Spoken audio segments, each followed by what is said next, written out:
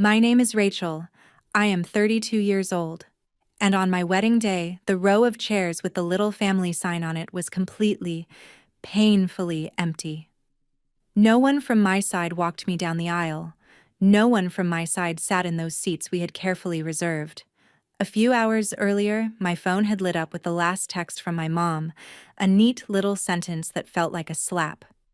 "We will celebrate later, honey. Your brother's Hawaii trip is already booked." It was not a joke. It was not a misunderstanding. She had actually picked a beach vacation over my wedding.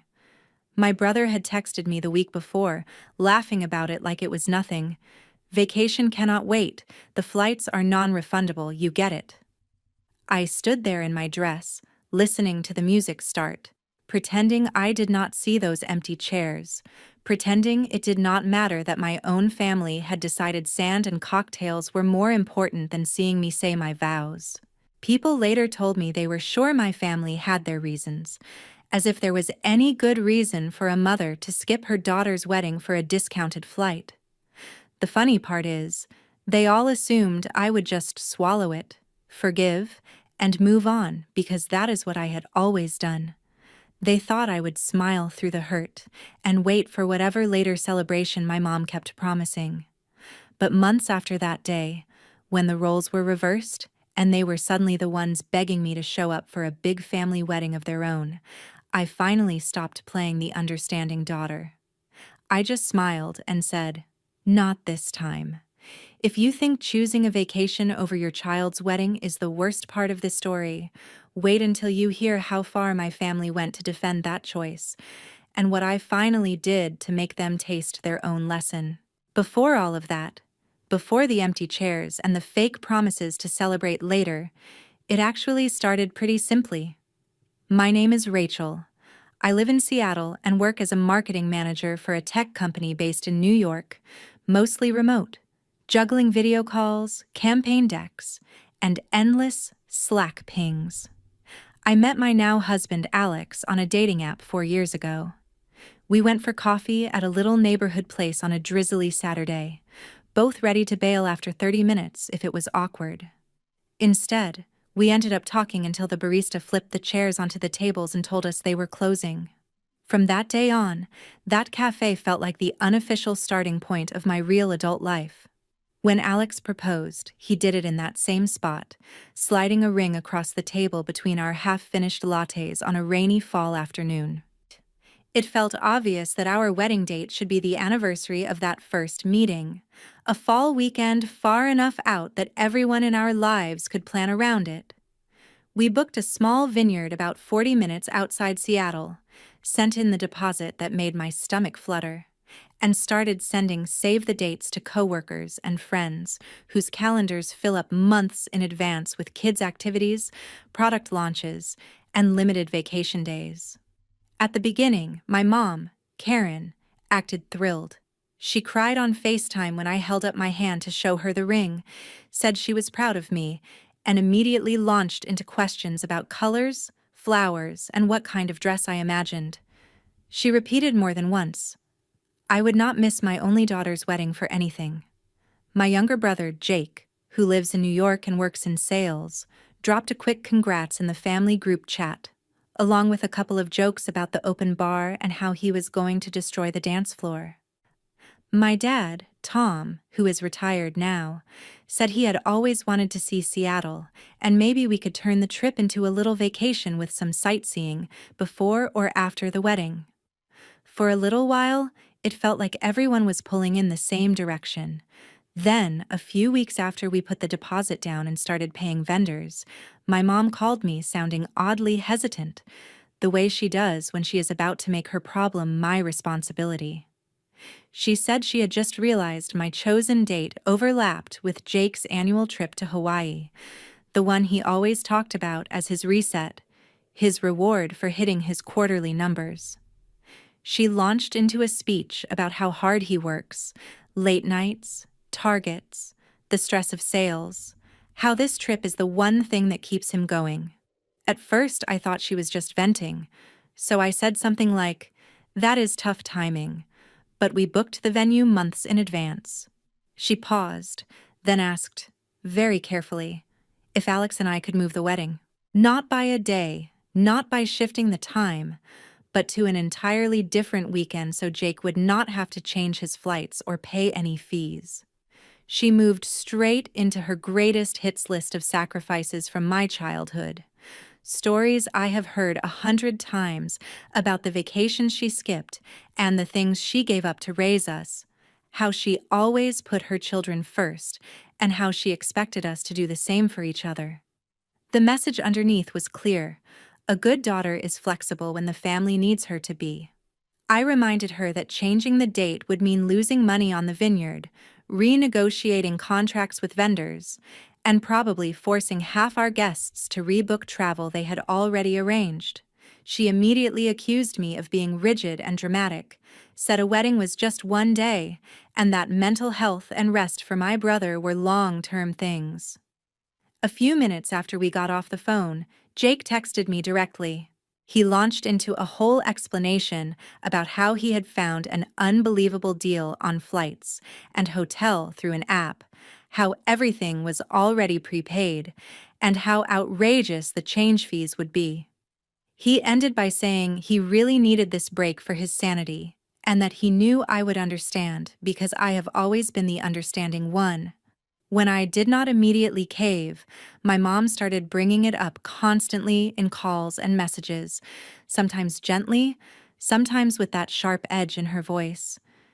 She said that as the sister I should be more accommodating, that I was putting one single day over my brother's well-being, that weddings can be moved, but good ticket prices cannot. Meanwhile, I was staring at spreadsheets of my colleagues' schedules, vendor timelines, and our budget, realizing that we had already built our lives around this date. I told her calmly, over and over, that we were keeping it. That was when the tone really shifted. In the family group chat, she began complaining in vague terms about people who do not think about others and how some children forget everything their parents have done for them.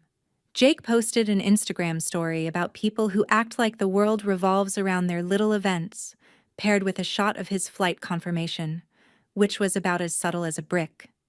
It was the first time I saw the pattern so clearly, with no way to explain it away in my head, in my mother's mind. My wedding was optional. My brother's trip to Hawaii was not. The official break came in the most casual, almost cheerful way possible. A few weeks before the wedding, my phone buzzed with a group text from my mom that said, "Word for word, we will celebrate later, dear. Jake's trip is set. We will plan something special just for you when everyone is less busy." There were a couple of heart reactions from relatives who, I realized, did not fully understand what that message meant. I did. My stomach dropped. There was no question in that message. No opening for a conversation, no apology. It was a statement of priorities. My wedding was the thing that could be postponed. My brother's discounted Hawaii vacation was not. I called her immediately. When she answered, she sounded annoyed, like I had interrupted something important. I asked her straight out if that text meant she, my dad, and Jake were not coming to the wedding. She sighed, long and dramatic, and said, "Rachel, you know how expensive it is to change flights. Your brother has worked himself to the bone. He needs this. We can have a nice dinner when he gets back. Maybe invite a few relatives. It will still be special." I told her a dinner after the fact was not the same as watching her daughter get married. I said, "This is my wedding, Mom, not a birthday you can celebrate any weekend." She snapped back that I was being ungrateful, that I was refusing to see the bigger picture, that family has to be flexible for each other. When I asked where that flexibility was when it came to me, there was a beat of silence. Then she changed the subject and said she did not want to argue. My dad texted me later that night. It was short. Just, "I am sorry, kiddo. I wish the timing had worked out. We will make it up to you." I stared at that message for a long time before typing back, "So you are really choosing to sit in a beach chair next to Mom and Jake instead of coming to your only daughter's wedding?" He never answered. I imagined him in his armchair, reading my text, feeling guilty, and then putting the phone down because confronting my mother would be harder than disappointing me. In the days leading up to the wedding, my social media feed filled with pictures of my family in Hawaii. Jake posted endless shots of hotel pools, ocean views, plates of food, all with captions about family time in paradise and resetting with the people who matter most. In one video, my mom, Karen, was in the background with a flower in her hair, laughing with a drink in her hand. There was not a single hint that her daughter was about to walk down the aisle on the other side of the ocean. Whenever I opened the family group chat, I saw quick mentions of snorkeling, sunsets, and how relaxing it all was. No one asked how my final wedding prep was going. No one even mentioned the date. It was like my wedding had been erased from the family calendar. On my wedding day, the vineyard was beautiful. The sky was clear, the air was cool, and the rows of grapevines framed the ceremony space in a way that would have made for perfect family photos, if my family had been there. When I walked past the neat row of chairs marked with a small sign that said, "Family," on my side, my chest tightened. The only person sitting there was my Aunt Linda, my mom's older sister, who had flown in quietly without broadcasting it. She stood up when she saw me, hugged me so tight I could barely breathe, and whispered in my ear, "I am here for you, not for their nonsense." Behind her, a couple of cousins who lived nearby slid into seats too, looking a little nervous but determined. The rest of the chairs on that side stayed painfully empty. On the other side of the aisle, Alex's family filled their rows completely. His parents had flown up from California with siblings, cousins, and even two elderly relatives who needed help up the small slope but refused to miss it. His mom cried when she saw me in my dress, kissed my cheek, and told me she had always dreamed of gaining a daughter like me. The contrast was almost dizzying. During the ceremony, I could feel the emptiness to my left like a cold draft. When the officiant asked who was giving me away, it was Alex's father who stepped forward. Not because we made some big symbolic decision, but because there was no one from my side to take that step. I glanced briefly at the chairs where my parents should have been. In my head, I saw my mother in a beach chair instead, my brother raising a drink over a plate of resort food, and my father pretending not to notice the time. Alex must have seen something flicker across my face because he squeezed my hands a little tighter, anchoring me. It was his way of saying, without words, "You are not alone," even if your own family chose not to show up. After the ceremony, we took photos with his family, with my aunt and cousins, with friends who had flown in on their own dime just to stand by us. People asked gently, "Where are your parents?" "Rachel, travel issues." And I listened to myself give the same vague answer. They could not make it, while knowing the truth was so much uglier.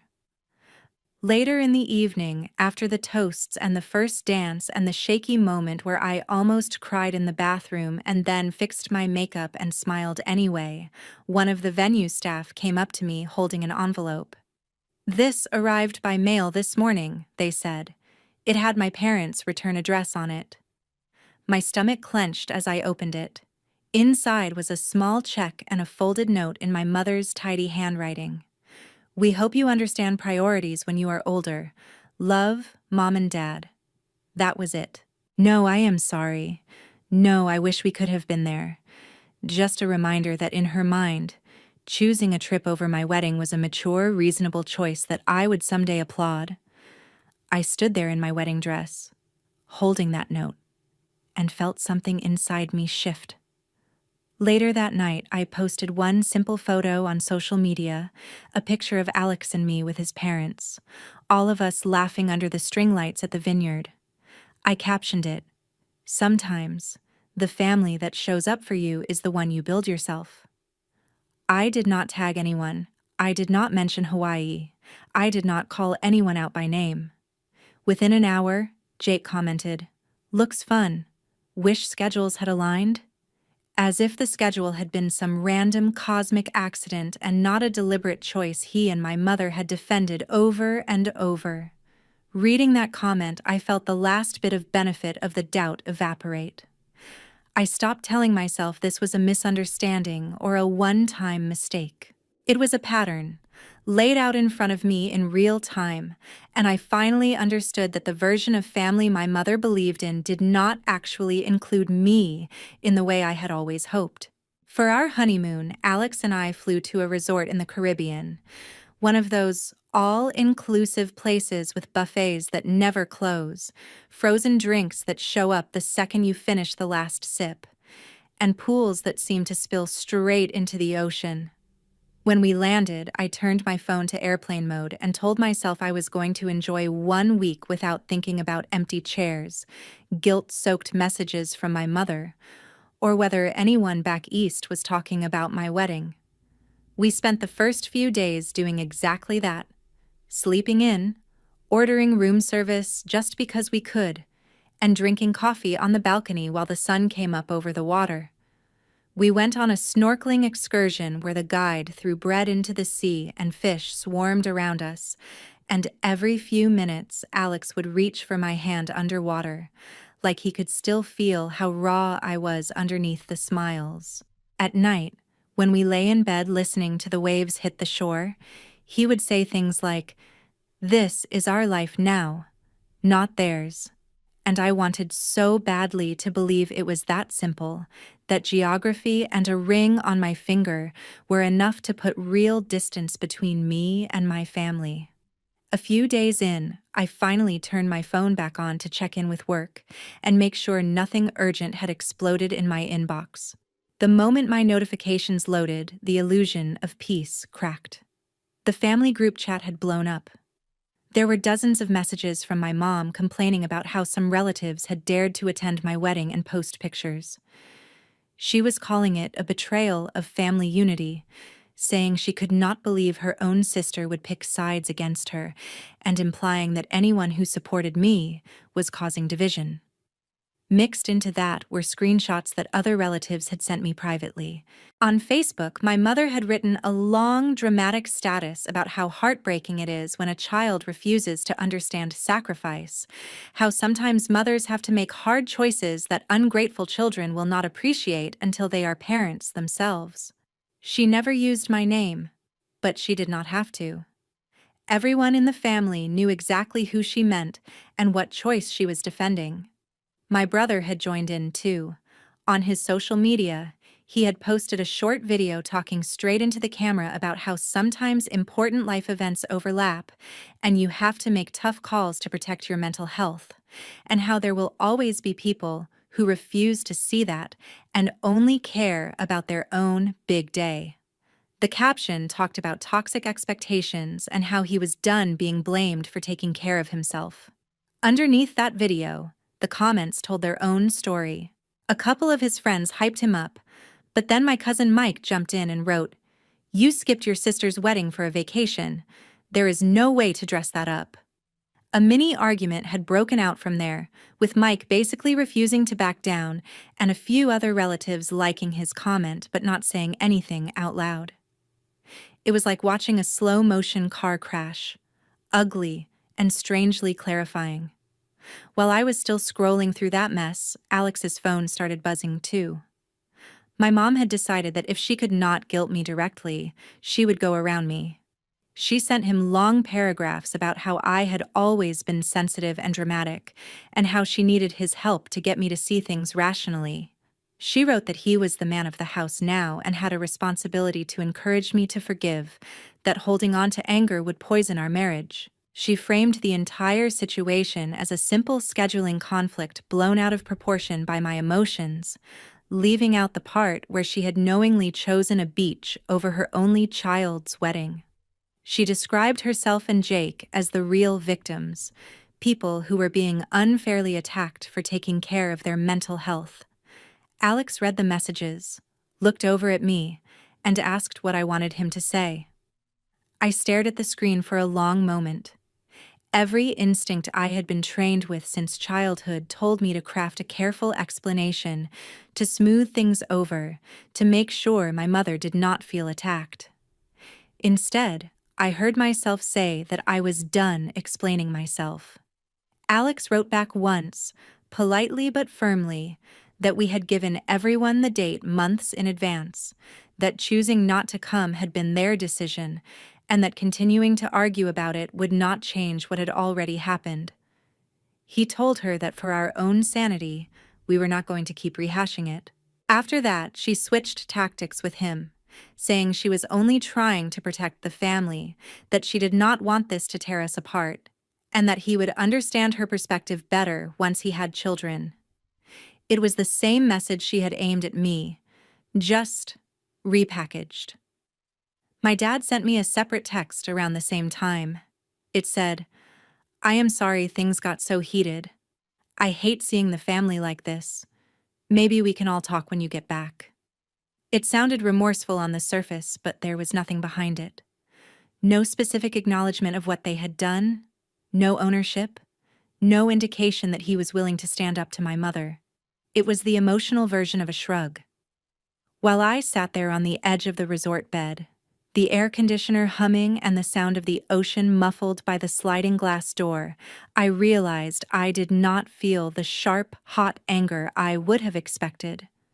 I felt something heavier and lower, a kind of bone-deep exhaustion. It was like watching the same play I had seen my whole life, just with different props.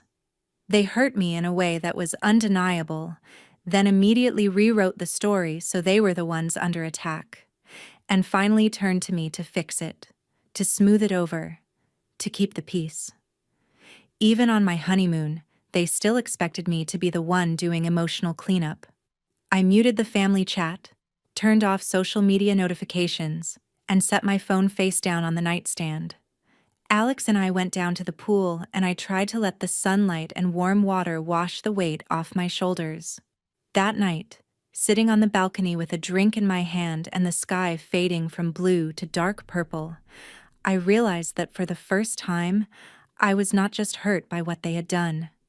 I was starting to question why I kept stepping back into the same role they had assigned me, the good daughter who absorbed every slight and called it love. The thought that I did not actually have to keep playing that part for the rest of my life slipped quietly into my mind and stayed there, small but solid, waiting for its moment. A few months after the honeymoon, things went quiet. My mom stopped posting vague statuses, the family chat slowed down, and for a while I focused on work, my marriage, and building a life that did not revolve around whether my mother approved. Then, one afternoon, I noticed something strange. My mom started liking my old photos on social media, not the recent ones, but pictures from college, shots of me and Jake as kids, and even a few from our engagement shoot that she had completely ignored before. She left a couple of soft comments like, "Such a beautiful memory," and my stomach tightened in that familiar way. Alex glanced at my phone and said, "They want something." He was right. A week later, an ivory envelope showed up in our mailbox with my parents' return address. Inside was a formal wedding invitation with embossed letters announcing the marriage of Jake to Sophia at a resort in Florida. It was a full weekend event, welcome dinner, beach ceremony, brunch send-off, the works. At the bottom, in my mother's handwriting, someone had added, "It would mean so much to the family if you and Alex could be there." There was no apology, no mention of my wedding, just an expectation that I would show up now that it was their turn to celebrate. Not long after, my phone rang. It was my mom. I almost let it go to voicemail, but curiosity won. She sounded overly bright, like she was auditioning for a commercial. She told me how happy she was for Jake, how Sophia was lovely, how this could be a chance for a fresh start. She used phrases like new beginnings and healing as a family and said more than once, "We do not want to hold on to the past." When I asked if she meant the part where she skipped my wedding, she went quiet for a beat, then said, "We all made mistakes, but this is bigger than one day." She kept circling back to the same line. Family has to show up for each other, Rachel, as if she had never proven the opposite. After that call, Jake texted me, pretending nothing had really happened. He wrote, "Hey, I really hope you and Alex can make it. Let us move on, it has been long enough." He made it sound like we had a minor argument instead of him choosing a beach over my vows. He said things like, "I do not want bad blood between us," and "It would mean a lot if my only sister was there when I get married."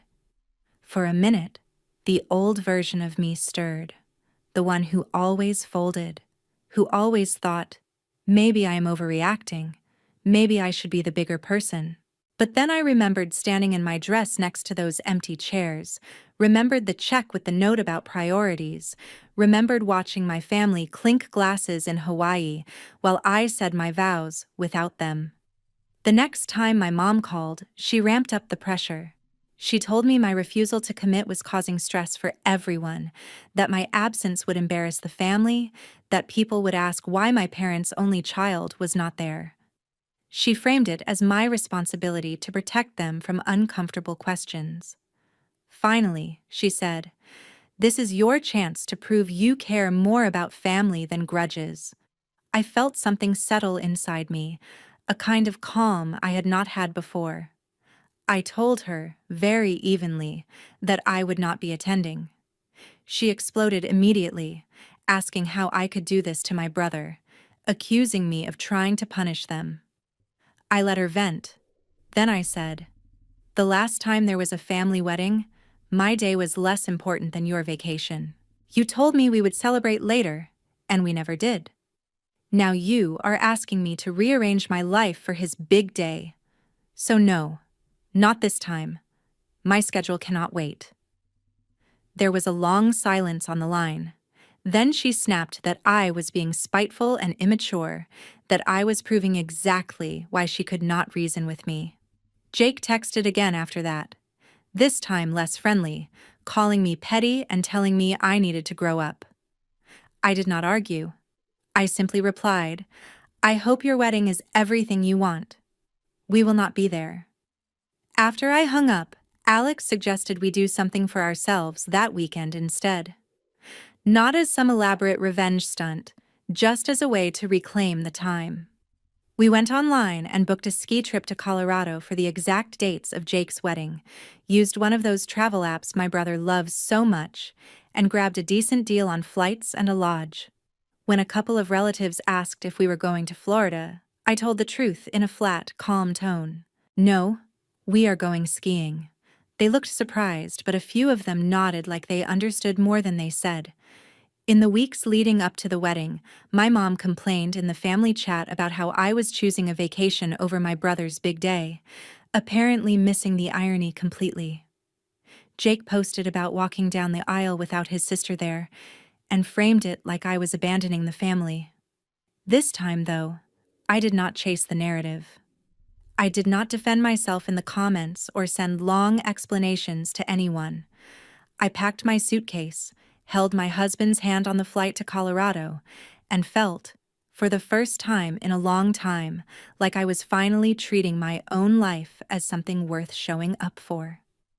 The day of Jake's wedding in Florida, Alex and I were halfway up a mountain in Colorado, riding a ski lift with the sun bouncing off the snow so bright it hurt my eyes. My phone buzzed a few times in my pocket, but I did not check it right away. When we stopped for hot chocolate at the lodge, I finally glanced down. My notifications were full of photos and posts from relatives. Jake standing under an arch on the beach, Sophia in a sparkly dress, my parents in coordinated outfits, everything curated and filtered. In one group photo, there was an empty space next to my mom, and one of my cousins had messaged me privately saying, "They keep telling people you could not make it because of work, but everyone remembers Hawaii." I scrolled for a minute, then put my phone away. I did not feel angry the way I used to, just distant, like I was watching strangers. Over the next few months, pieces of what really happened at that wedding and after started to filter back to me through the relatives who still talked to both sides. Apparently, the perfect weekend had not been all that perfect. Jake and Sophia had argued more than once about money, both before and after the ceremony. They had stretched their budget to impress people, booking a resort they could not really afford, upgrading open bars, adding extras just so it would look good on social media. There were whispers that most of it was financed on credit cards and loans my parents had co-signed. Not long after the wedding, their fights about spending turned into fights about everything. Jake was still obsessed with travel, still talking about the next trip, the next boys' weekend, the next big purchase. Sophia wanted to pay down debt, save for a house, maybe think about kids someday when things were stable. Instead, she was watching her new husband work crazy hours, burn out, and then come home ranting about how everyone expected too much from him. At work, his numbers started to slip. The same boss who used to praise him for his hustle began warning him about his attitude and missed targets. A cousin told me he had taken a few questionable days off right after the wedding to extend yet another little getaway, and it had not gone unnoticed. Within a year, it all collapsed. The marriage, already full of resentment and financial strain, ended in a messy separation. Sophia moved out, took her things, and told anyone who asked that she wanted a partner, not an overgrown teenager who expected his mother to bail him out forever. The company Jake worked for let him go not long after. Officially, it was performance-related, but everybody knew that his reputation for being unreliable and constantly prioritizing his own comfort did not help him. With the debt from the wedding, the leftover credit card balances from years of trips, and now no steady income, he ended up moving back in with my parents. My mom tried to spin it as a temporary reset, talking to relatives about how he just needed time to get back on his feet, how the job market was tough, how people did not understand how much pressure he was under. But people remembered Hawaii. They remembered Florida. They remembered the way she had defended every selfish choice he made and tried to turn every consequence into proof that the world was unfair to him. Slowly, invitations to extended family gatherings stopped, including her. Group chats split into smaller ones, where she was not present. When she posted online about trust and loyalty and how painful it is when family turns their backs on you, the comment sections were mostly silent. Meanwhile, my life was moving in the opposite direction. Work was going well. I had led a campaign that did better than anyone expected, and my boss put me up for a promotion. At home, Alex and I were talking seriously about having a baby. For the first time, I thought about what kind of family I wanted my future child to grow up around, and the picture of my mother and Jake sitting in that cramped apartment full of resentment and denial did not fit.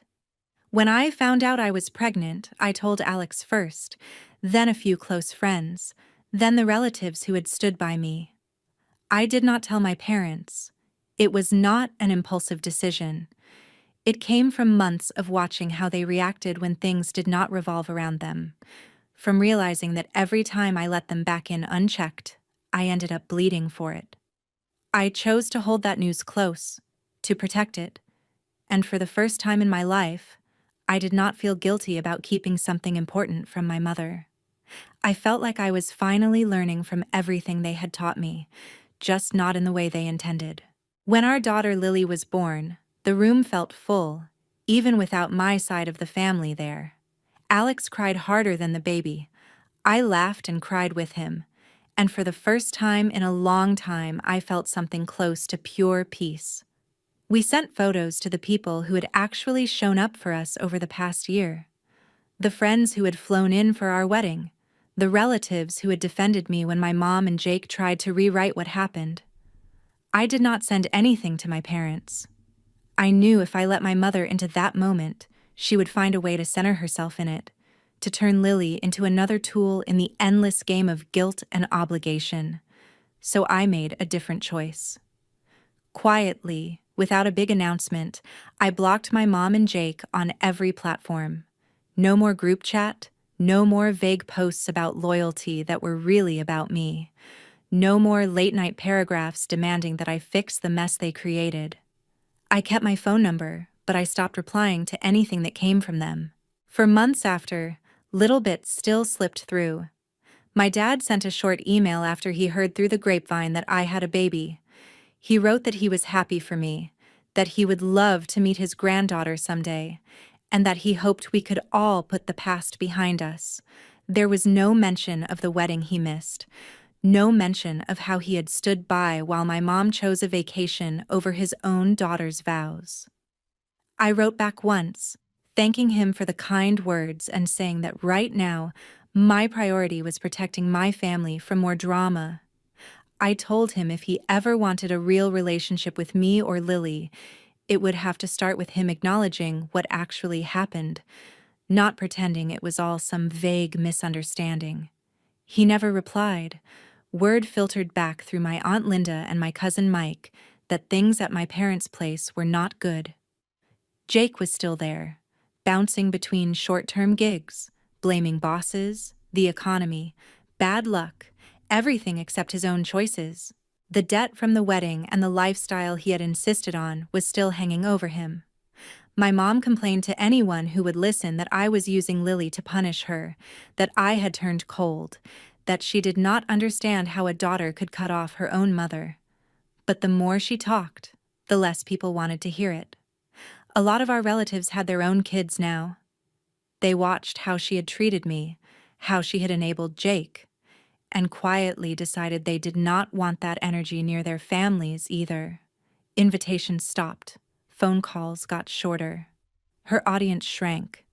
While all of that was happening, my life narrowed in the best possible way. My world became early morning feedings, late-night emails to my team while Lily slept on my chest, and weekend walks around Seattle with a stroller and a coffee in hand. I joined a local moms group, started hiking again when my body was ready, and even began writing short posts on a parenting blog about boundaries and breaking unhealthy family patterns. Sometimes I would catch myself staring at Lily and thinking, if I let my mother into her life exactly as she is now, my daughter will grow up thinking this kind of treatment is normal. That guilt and manipulation are just part of loving someone. That some people are allowed to hurt you over and over because they share your DNA. I refused to hand that lesson down, so I stuck with my decision. No big dramatic confrontation, no screaming matches or long speeches, just a simple, consistent no. They had chosen a vacation over my wedding. They had chosen appearances over accountability. I chose my child, my marriage, and my own sanity. And as the noise from their side faded, something surprising happened. The shame I had carried for years started to feel lighter. I did not wake up dreading the next message or rehearsing explanations in my head. The people who mattered to me showed up, supported me, and loved my daughter without strings attached. One afternoon, while Lily napped and Alex worked at the kitchen table, I realized I no longer felt like the girl begging her family to see her as important. I felt like an adult who had finally stepped out of a role that was never mine to begin with. People love to say that family is everything. What they do not tell you is that sometimes protecting your peace and your children means stepping back from the people who share your last name. If someone can skip your wedding for a trip and then demand front row seats to your life when it suits them, you are allowed to say no. You are allowed to set boundaries and keep them. I did not destroy a family. I stopped letting a broken version of family destroy me. And if you have ever been guilted into accepting less than basic respect because blood is supposed to be thicker than water, maybe you need to hear this too. You are allowed to choose yourself,